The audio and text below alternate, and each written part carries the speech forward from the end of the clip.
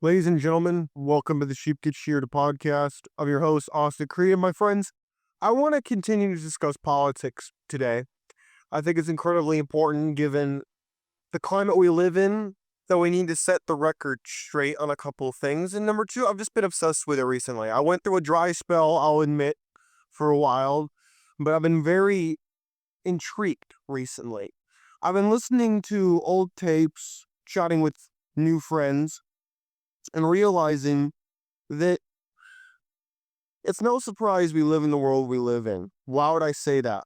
Well, we need to understand the history of the left and how they've gotten to where they are in America today. And I understand some of you might be disinterested with the history of the left wing in America. I know you might not think it's incredibly important to you. But if you think it's only going to be about socialism, you're mistaken. Oh no. Oh no, everything's intertwined here. The whole cultural war you're seeing, the fight for the soul of America, the struggle for the soul of America, if you will, everything is at stake. Everything is in play here.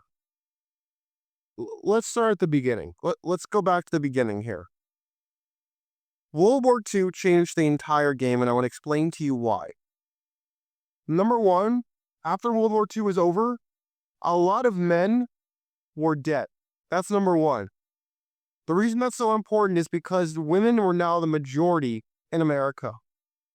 Number two, a lot of the communists, especially more communists from the Eastern Europe, migrated to America.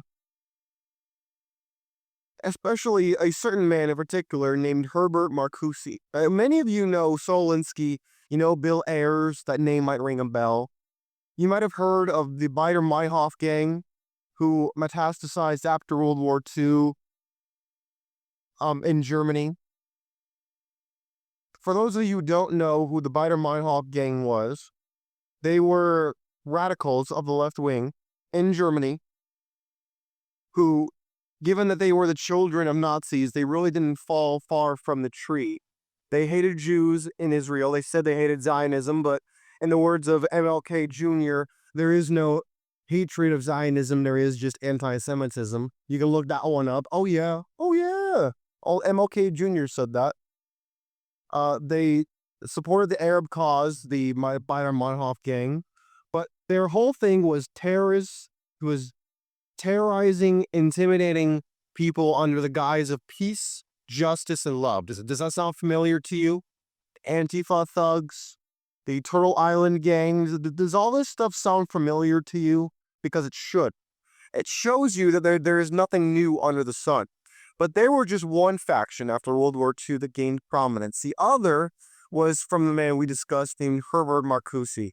Like I said, many of you may have heard of Bill Ayers, good lifetime friend of Obama.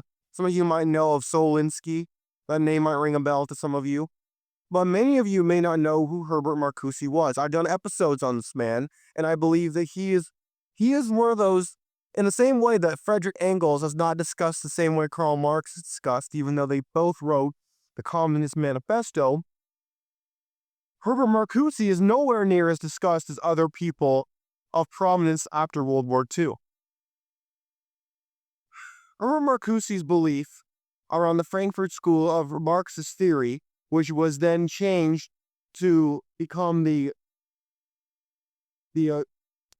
emerged with Columbia University into their social sciences department. Oh yeah, you didn't know that, did you? Oh yeah, you want me to show receipts? I'll show receipts of everything that I'm telling you is true. I'll show you receipts. In fact, I'll put it in the description. I'll spend extra time in the description of this podcast episode so you know everything I'm saying is true and I'm not making it up. But Herbert Marcuse was the believer in his Frankfurt School ideology that there was no need to cultivate violence to achieve social change. In fact, his belief system was that it can be done from within. There was no need to have an outright revolution if it could be cultivated from within. Now, we've seen in Cuba, we've seen in Venezuela, we've seen in China, we've seen in the Soviet Union what an outright takeover by the communists is. It's very obvious, and it's very upfront in your face. But Herbert Marcuse's design for a subtle culture war is not obvious. It's only obvious in retrospect, as we see it now that we've come so far in the last 100 years. We could see it now, but the whole thing was about infiltrating education, dumbing down the media, and infiltrating the bureaucracy at all levels in the government. You might say, Austin, I've heard you talk about this before. Why the hell are you bringing this up now? Well, why should I listen to this? And the answer is because, I'll tell you a story real quick as to why this came up to me. So, I'm back together with me and my girlfriend, we were on and off for a little bit, but we're back together. And I'm thinking about getting a ring for her for a promise ring. Now, some of you might be shocked by this, but the reason I'm doing it is because I'm choosing to challenge my own philosophy and all my worst doubts. I'm choosing to do that. Now, many of you might be concerned about that, which I understand. But the reason I'm bringing it up is because I was at the jewelry store, and as I was at the jewelry store, I met this woman who was, showing me the rings and stones and all this, right? And one thing led to the other, and we're talking about politics of all things. And she's 20 years old. I'm 25 years old. Same generation. But she's so much different than me. We were talking, and she told me straight out that she was a socialist. And so I had to think a little bit because, me, I can't help myself. I'm a curious man. I said, what kind of socialism are we talking about? Because you can't just say socialism. Because socialism can mean anything from Nazism to communism to Bernie Sanders' fake democratic socialism, Trotskyism, Leninism, Maoism. I mean, I could go down the list. There's so many. George Bush socialism. Oh, yeah, George Bush was a physical socialist. Oh, yeah. Oh, yes, he was. So it can mean anything here. You don't have to only be a left-winger to be a socialist, by the way, in case you didn't know that. No, but it is true that most of the time you are a left-winger and a socialist. But the reason I asked her was because she was talking about how billionaires should not exist. She was talking about how she doesn't like Elon Musk. He doesn't need all the money that he has. And I was thinking to myself, wait a minute. Back up a second, Austin. Back up. I understand where she's coming from. But when she's talking about how a lot of men hate women and how she has a boyfriend and he's 20 years old, he lives in his mama house, all these things, you realize that at the end of the day, nothing really has changed. Nothing's changed in the sense that everything is intertwined. Everything is connected. The way we know this. Those of us who listen to the show and we're involved, we know this to be true. We know that everything is involved. We know that the culture war is being fought every day. We know these things, but it's another thing to be reminded of it in plain view. It's another when you meet somebody and they remind you as to why you believe what you believe. Me, I don't live in my mama's house. I've sacrificed a lot, I built a lot, and I take a lot of risks in my life because I want to win. I refuse to lose. I take a lot of risks because I realize that I'd rather take the risk and win, or maybe even lose at first, but then eventually win, than to do the opposite. But when she's talking about her boyfriend, she's talking about her political beliefs, it reminds me of the culture war and of Herbert Marcuse and how he got his wish to come true. How the left wing in America has saturated the women first, because in case you didn't know, that's what it was designed to do. The free love movement of the 60s, Marx and Engels' description of marriage being a bourgeoisie system in which the woman is the proletariat and the man is the bourgeoisie, aka the man is the oppressor, and the woman requires liberation from the tyranny and the oppression of the man, in the same way that society and the workers needed liberation from the capitalist bourgeoisie ruling class. all these things are connected. And so when you hear women talk about, and by women I mean the woman I was speaking to, when you hear them talk about how, oh, it's not fair that we have billionaires, it's not fair that there is racial injustice, which there isn't. If anything, it's towards white people, but we'll ignore that for a second because that's not the overall theme. But I'm so sick and tired of hearing this from these people every day and in every way. All they do is talk about how it's not fair, the system is rigged, they need this, they need that. How about you go out there and you form a business? How about you go out there and you get government contracts? Do something with your life. Don't just sit there and whine, oh, Elon Musk has too much money. Well, Elon Musk has done a lot of things for humanity. Whether you like that or not means nothing. I'm not defending Elon. I don't know him personally. He's not paying my show to produce. If you want, Elon, if you want to pay me, you're welcome to, by the way. But I don't get any money from Elon Musk. I don't get any money from X. I don't get any money, not yet anyway. I don't get any money from OpenAI or SpaceX or any of these other companies that he owns, Tesla, you name it. I don't get money from these entities. I am someone who wants to win, as I know there are those of you who listen to this show who want to also win your life. And so when I look at the left wing and how they're teaching people that they owe you something, you should care about the humanness. Well, where's the caring about the humanness for the Republicans and the independents that they don't like and that they spit on? Where's the humanitarianism towards Trump? The answer is nowhere, because they are not humanists. They are liars, scumbags, who in the same way that the 60s, to use a ripoff, the same way that the ripoff hippies would smoke your dope and try to have sex with your girlfriend because they wanted to have things for free, they don't care about anything other than the freeness of stuff. They want you to work hard. They want you to pay for their stuff. They don't want to work hard. They don't want to do things. This is what we're talking about. This is why it's important to know where this philosophy came from, why it's saturating every aspect of our lives. It all comes back to the Communist Manifesto, to men like Herbert Marcuse, to these new spewers of this ideology like AOC, Nancy Pelosi, Bernie Sanders, Elizabeth Warren, Mamdani. All these people, they're not new. They are snake oil salesmen. Now, don't make no mistake. I'm not happy with Trump right now. I really am not, if you want to know the truth. I'm actually very unhappy with Trump. I'm way more America first, I think, than what Trump is doing. And I know that he founded the MAGA movement. I'm aware of that. But I'm very unhappy with what he's doing right now, personally, if you want to know the truth. But I still support him more than I support these frauds who are trotting out this philosophy that doesn't work.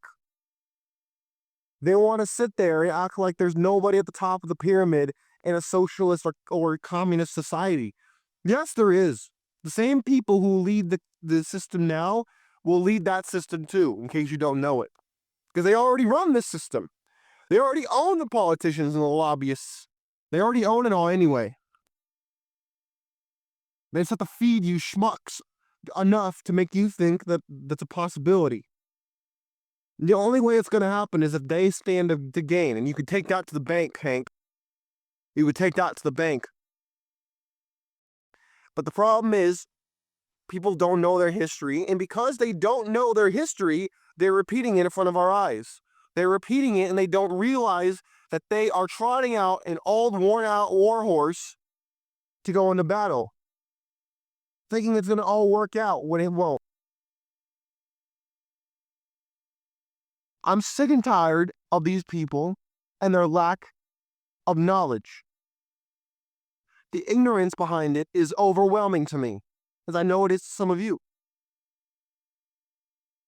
Now we can also get into the unholy matrimony of the extreme Muslims, extreme Christians, and Jews, and how they feed into the whole system as well, because they're being used to benefit the socialist communist society. You may not realize it, but and everything is said and done, the religious people are seen as little more than drug addicts to those who run the system in a communist society. That's why they love Muslims so much, and that's why we're seeing immigration to these socialist countries and to our own country, which they hope to become socialist as well, because they are seen as useful pawns, which can be promoted any way they want and as a distraction away from them. The reason they don't like the Christian and the religious Jew is because they're not as useful as the zealous jihadist Muslims. They're seen as useful soldiers in their goal of taking over the society. That's why they love them so much. They're seen as dumb Neanderthals, the equivalent of drug addicts, because Marx and Engels referred to religion as an opium, a painkiller, which I can understand. I believe it to be more than that. But this is why it's important for us to know our history. And you could say, I'm being a little, all over the place. But I don't think I am. I think I'm being very straightforward about this is what we are fighting against. This is what we talk about on this show. How you're being exploited. How you are being exposed to these liars, these frauds, these people who are taking advantage of your naivete to make money and gain power. This is why I want to run for Congress, because this is the kind of stuff that I'm sick and tired of no one discussing. Everybody wants everything for nothing. And you have the old people who want to have it all to themselves, the first. They want to have it all to themselves. You need to have the middle ground here. Because if you don't, you mark my words, the socialism will arrive at a light speed. The more the people of Gen Z, my generation, and Gen Alpha see what's happening with the distribution of wealth, the lack of opportunities, the no antitrust lawsuits, the politicians being so openly and nakedly corrupt, wealth going into smaller and smaller hands, and no antitrust action, they will become more socialistic and have the system burn. And you can take that to the bank, Hank. You can take that to the bank. They don't like the system. They have no stake in the system, which is why they want to destroy it. What do they care about the system for? What has the system done for them? Nothing. That's why they have no skin in the game and why they want the system reformed. Why would you care if the system goes away if you're not benefiting from it? You have no stake in it. That's what we're seeing before our eyes. That is what the social upheaval is about. That is what the social war is for. And this is why it's important we have this conversation in the first place. We all know who's doing this to us. The media is doing it. The elites are doing it to us. But they don't understand that they're sowing the very thing they hate. Or maybe they're doing it on purpose because they want the system to be reformed in a way that they think benefits you when it really benefits them.